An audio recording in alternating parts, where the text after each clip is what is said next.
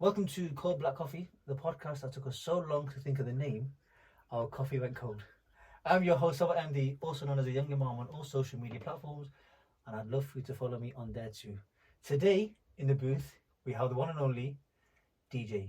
Now, DJ, before you start, the amount of people in our community who want to know why you are called DJ, need to know. First of all, why are you called DJ? No comment. No, seriously. No, look, do you know what it is? I've had this name since I think I was about maybe 6-7 years old, and it's actually quite... The mystery for me has always been really cool, and I've liked it. Now if I open up right now, people will be like, whoa. I'm writing it down. Today is the time is... The time is 12:22 on the 7th. Oh, mate, honestly. Yeah, what is it? So I was sitting in Sunday class, right? And I was actually rubbing something on a table like this. And obviously the viewers can't see what I'm doing, all of them, but I was rubbing a table like this.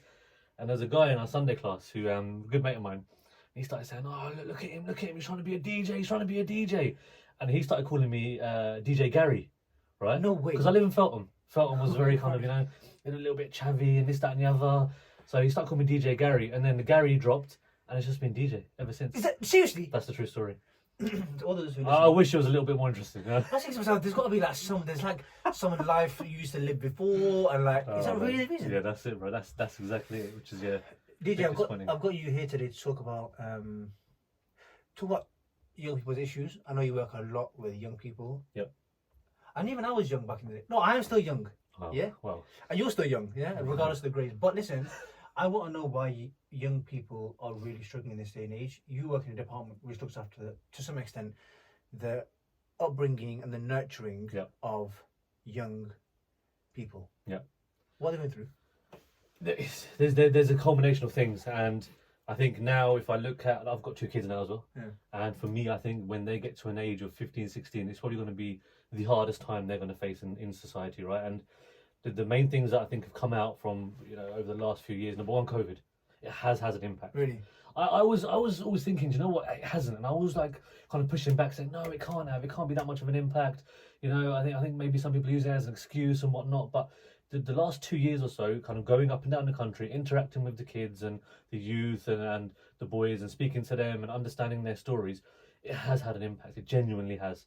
And I think what COVID has done is it's flipped the circle in terms of confidence. A lot more boys now, they think about it, 2 years, right? You're internal, right? Even your studies are all virtual. You're not going into the office if you just started a new job. You're literally, everything is virtual. Everything is on a TV screen.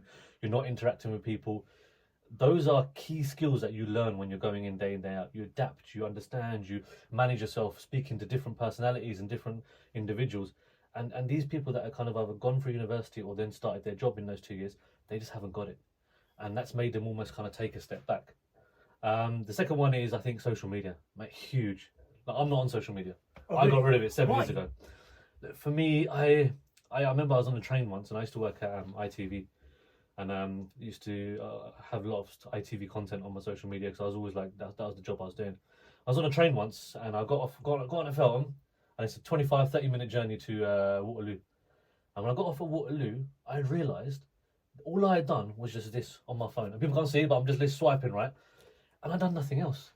And I had not looked up, I had not seen the people around me, I had not noticed what's going on. I literally got on a Feltham, got off at Waterloo, and all I've been doing is look at my screen. And that is the moment, at that point, I said, you know what? I need to get rid of it. So I got rid of my Facebook, I got rid of my Instagram, got rid of my Snapchat, and for the last, I think, 5, 6, 7 years, I've never had it. And I'm not going to lie to you, I have probably never been happier. Really? Mate, honestly, like, I'm so chill. Look, I miss out on certain things. I was going to ask you that there's certain things that happen on social media. Yeah. Which, as someone who is a director of young people and help in that department, shouldn't you be aware of those things? Absolutely. So what I've done is I've surrounded myself with people who know this stuff. Fine, that's important. And they understand it. They're all on social media. We've got channels on social media as well that we kind of produce content on, but I get my information from them.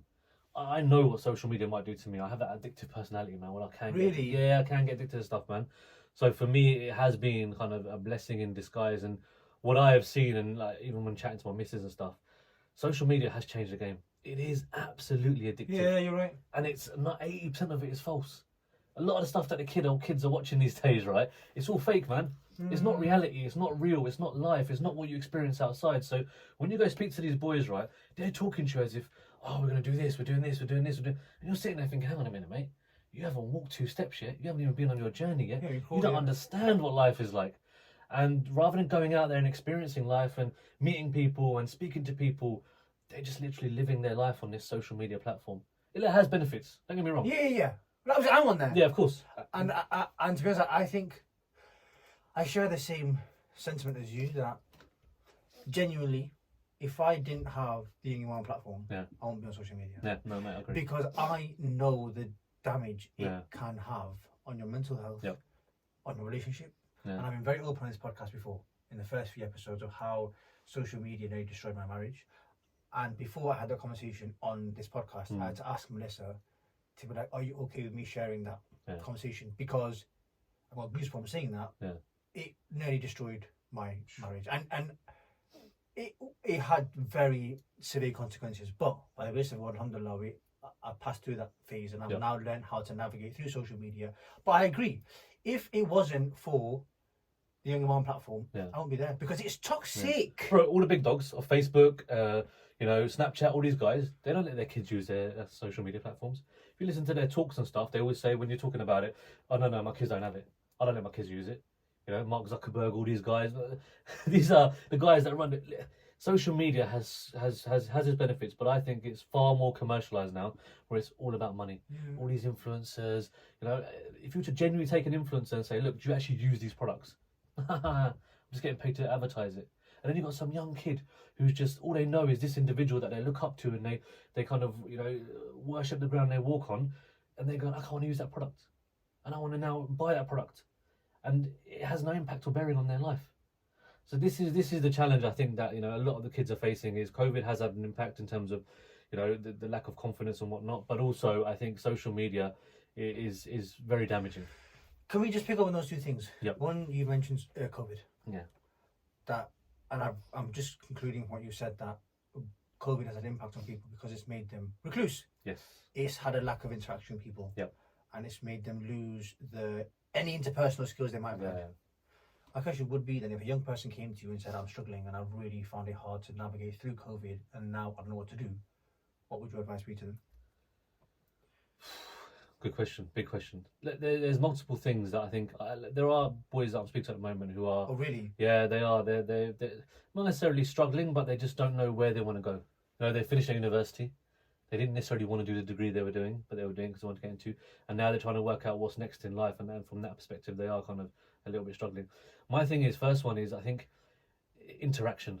And look, I'm fortunate enough, right, where I belong to a community where we have loads of activities going on, right. And a lot of my upbringing and my life was based around the mosque, And people out there might think, oh, the mosque, you just go there 5 times a day, you pray. That's completely different. We got pool table, foosball table, we had FIFA, PlayStations. We had loads of games going on. We had sports happening all the time. We were having FIFA nights. We were even staying over and having pizza and then just, watching boxing matches and things. That allowed me to really interact and engage in a safe environment with like-minded individuals, and I'm still friends with them today. And my guidance to a lot of these boys, especially the guys that I work with, is you need to get yourself out there now. You need to get out of your bedrooms. You need to get involved in activities, even just doing charity work. Go do charity work. Really? Right? Absolutely. Go. There's so many charities out there, and you can partner up with. And I'll do a little plug for Humanity First. Dr. Aziz, if you're hearing this, then I've got your back. But going out there, because what charity teaches you, right, is number one. Okay, let's say I used to do loads of stuff for Save the Children and Mary Curie, and part of it was basically standing outside Tesco with a bucket, and asking people for donations. You know how hard it is to ask people just to, please donate. If you've got any spare change. It's not easy. Yeah, it's true. Even go to Tesco to pack a bag shopping with somebody, right? When you're a kid and saying to them, look, shall I pack your bags for you? We're taking some donations. It's not easy. Yeah. Doing charity work, yes, it gives you a huge amount of satisfaction, but it teaches you and trains you so many skills that people just don't understand. And there's so many opportunities out there now for these guys to go out there and just kind of shadow people, do charity work. There's loads of mentors out there now as well. If you want to get a mentor to guide you and support you and show you the way in terms of the right steps to take, you can do that as well. So the biggest bit of advice is it's up to the individual. if they genuinely want to do it and they genuinely care and they genuinely want to invest in themselves, Yeah. there are many avenues to do it. They just need to want to make sure take this first step themselves. So charity works one. Getting involved with your local mosque is also, and I think not mosques do as well, but I know other faith leaders who have the same kind of activities in their houses of worship. Absolutely, we do stuff with the local church in our area. Oh, So really? we did a cross. My younger brother was really good at this. He loved football, so we did a cross collaboration with the local church because we wanted to kind of integrate a bit more and get to know them. And they had a weekly football sessions that they were doing, and we had sick. so we had like a I didn't kind know of, that, you know. yeah, we had like a little mini tournament down at our local goals, and we had our boys going down there. They had their teams coming down, and we kind of played together. And from that, we can kind of establish greater bonds and understanding, but also it gives them skills they need. How can I speak to someone who may be of a different religion, different faith, different colour? Something they maybe not have experienced over the last 2-3 years. So again, these are really kind of powerful things that we can do. And we talk about making places of worship a place where someone can come and feel relaxed, and also are able to get some worship in as well. Yeah. Young people at the moment are looking for some kind of spirituality, some kind of faith, and I say that because of the conversations I've personally had on Instagram with people. Like, people want that rope of hope. And since COVID, I know you mentioned that. Since COVID, a lot of young people are turning towards faith. Because they need something else apart from what the world's giving them. You made a really important point about FIFA nights and stuff and pizza evenings and whatever. And I remember growing up, my dad used to say to me, mosques need like a coffee shop, or like a place where they can chill. Where I used to live, Manchester, there was a church at the end of the road, and I was so jealous of what they had here. Downstairs in the basement, they had a full cafe. And on a Sunday, we were invited to one of their Sunday worship mornings. Bro, it was lit.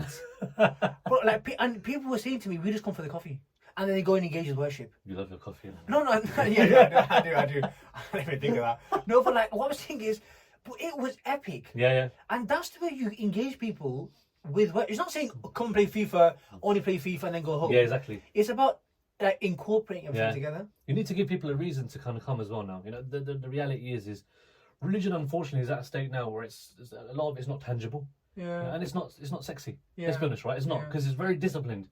And to live that lifestyle, you have to be very disciplined. And people are like, hang on a minute, I don't want to do that, because they see the other side on social media, right? And they go, that looks cool, man. That guy's got a car, that guy's got the money, that guy's got this. How do I do that? So, we have to, and we have done, and we've started to do a lot more where we have started to show these people that, the mosque, yes, it's a place of worship. That is your bread and butter. And number one is, when you have that conversation with God 5 times a day, that is at peace. You can't have that with anyone else. You know what I mean? But also, there are other elements to it as well. There are projects. We recently did, we do coffee mornings, Macmillan coffee mornings, where we invite the local community to come down as well, to show them that what we're all about, what we're doing, integrations. And you meet so many different people, walks of life. And that is also, again, people don't realize, training. Imagine me speaking to someone who's like maybe 15, 16. And next minute I turn around and there's someone who's, female, and she's maybe 50, 60 years old. And I have to have a conversation with that individual. Then I've got to speak to a family of 2 with 2 kids and have the amount of skills and interpersonal skills you learn in that kind of probably 10, 15 minutes, you ain't going to get that anywhere else. You won't. And I think that's where these guys need to start kind of seeing that and going, I want to be more involved, I want to be more engaged. But it is enjoyable, man. And you can probably tell, I don't know, I talk so much, but I'm probably blabbing on now, but I love it, man. No, but the thing is, it's really important to have a director or a youth leader like yourself who has that passion, because I know you kind of find it awkward hearing this, but having a role model like you, people will look up to you regardless. And the fact is that if you've got the passion and drive, people will see that and they'll be like, oh, listen, I want to be like that person. And you're so involved in the mosque and your activities in the faith and the community, and it's really important. And it's not blabbing on. I really respect it. Role model is a strong word, but tell my wife that, yeah? I will. We'll give her a call after this. DJ, one other question I wanted to ask you. Because you mentioned this, and I agree with you as well. The world of social media. You said that 80%, you believe 80% of what you see on social media is fake. Yep. That's fine. And you can have your opinion on that. And I would agree with you that it's probably a very close percentage as to what is real and what's fake on social media, because social media is not made really to show you downfalls. No. To talk about how sometimes you feel low and out of it. Yeah. And I agree with that. How would you give advice to people to navigate the world of social media? I know you're not on there, but you must have had a conversation with your team. How do we advise young people? How would you advise a young person who's struggling to balance their faith and social media, and also just to filter out what's good and what's bad on social media, so it doesn't negatively affect them? It's tough, man. It is tough, and I get asked this question quite a lot.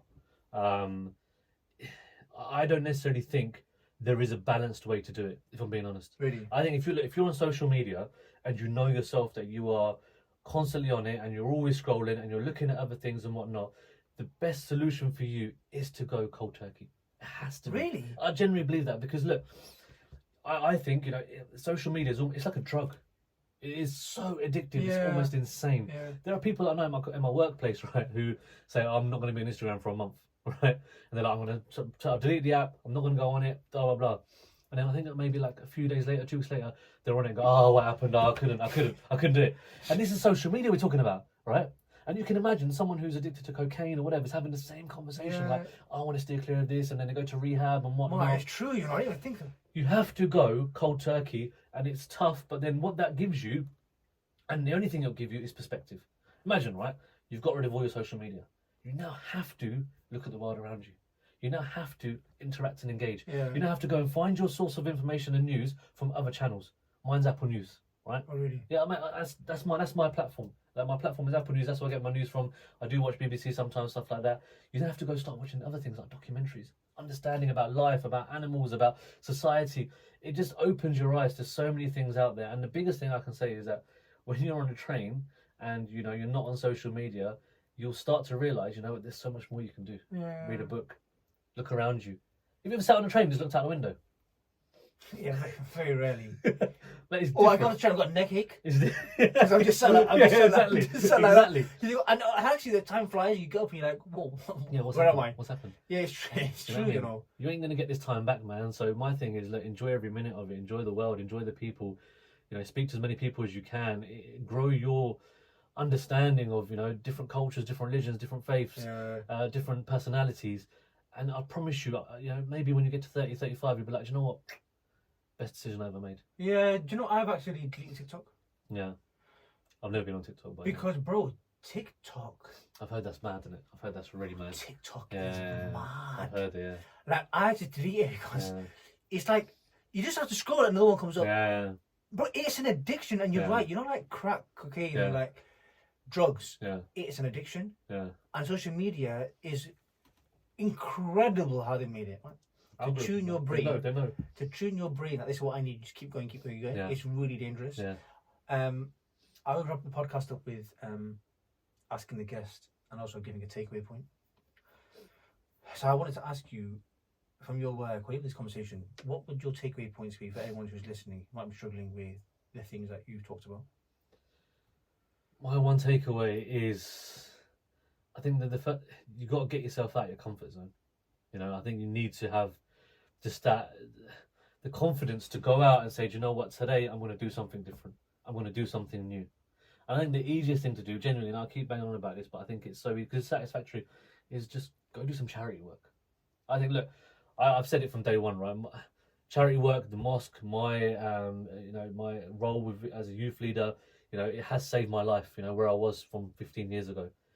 So I've experienced all that sort of stuff. I understand it, and that's why I'm so strong about it. That doing these sort of things and really kind of just taking that step one by one, you will look back 5 years now and going, do you know what? Wow, man, I'm so glad I did that. Yeah. That sorted me out. Go get out of your comfort zone, man. Get off that sofa. Get off that PlayStation. Go out, meet people, speak to people, explore the world, because it can be gone in a flash.